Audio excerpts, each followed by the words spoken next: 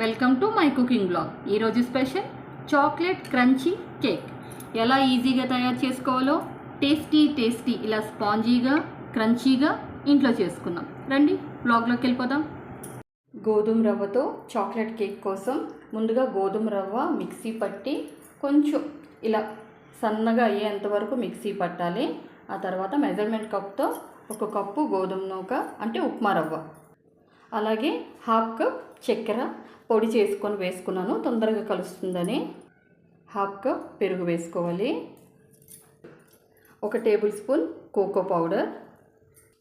ఇది cocoa powder అంటే chocolate cake చేసుకుంటున్నాం కదా, చాలదు. 2 tablespoon 1 more cocoa powder.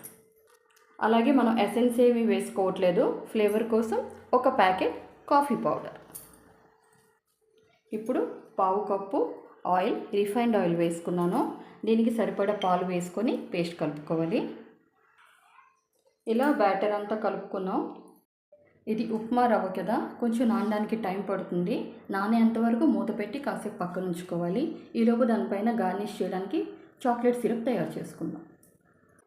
ఇప్పుడు కేక్ బ్యాటర్ కొంచెం ఉబ్బేంతవరకు నానబెట్టాలి కదా. ఈలోపు కోకో పౌడర్ కోసం రెడీ చేసుకుందాం. కోకో పౌడర్ 2 స్పూన్, చక్కెర 2 స్పూన్, అలాగే సరిపడా పాలు, 1 పెద్ద టేబుల్ స్పూన్తోని బటర్ వేసి ఇది పొయ్యి మీద కరిగేంత వరకు, 1 బాయిల్ వచ్చేంతవరకు మరగబెట్టి ఆపాలి.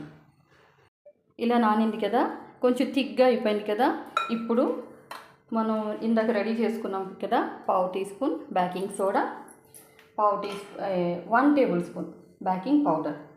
కొంచెం థిక్ అయింది కాబట్టి జస్ట్ పాలేసి కలుపుకోవాలి. ఇలా అంతా కలుపుకున్నాం కదా. ఇప్పుడు ఒక కేక్ టీన్ తీసుకొని గ్రీస్ చేసుకోవాలి ఆయిల్తో. దానిపైన ఈ బ్యాటర్ అంతా ఇలా పోసుకోవాలి.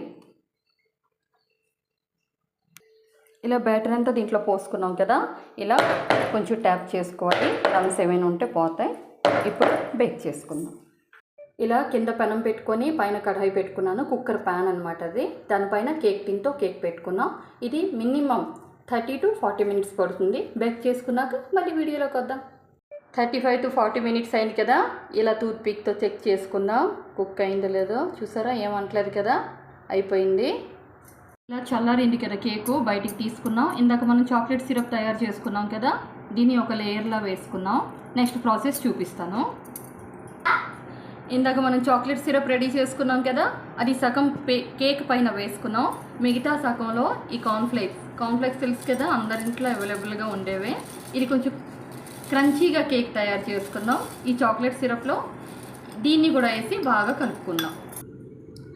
ఇది కొంచెం క్రంచీనెస్ కోసం, నెక్స్ట్ కొంచెం స్పెషల్గా కేక్ ఉండాలని చెప్పేసి.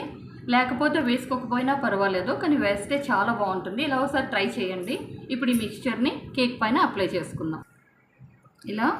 ఇలా వేసి దీన్ని కూడా 4 వైపులా రెడీ చేసుకోవాలి. నీట్గా సర్దుకోవాలి. ఇలా tasty crunchy chocolate cake ready.